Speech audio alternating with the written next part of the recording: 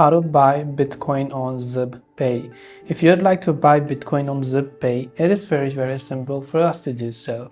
What we have to do is we have to launch the ZebPay application and make sure to log into your account, and this is the interface that you'll be able to see. So once you open the app and then you see this, right there you can see the option BTC. Now you can search for Bitcoin manually right there. Before that you can choose a currency. So from INR you can set it to USDT or other options as such. Then once done, simply enter the crypto you want to buy and then enter the amount of worth of crypto you want to buy. So if I want to buy crypto for, let's say, 100,000 INR, I'm going to get this much amount of BTC, as you'd be able to see. Then once done, I can tap the get started button. If you haven't already done so, log into your account, and once you're logged in, you'll be able to purchase Bitcoin on ZebPay. This way you can purchase Bitcoin on ZebPay. I hope the video helped you out, and if you have any questions, feel free to leave them down below. As always, thank you for watching till the very end, and see you soon in the next video.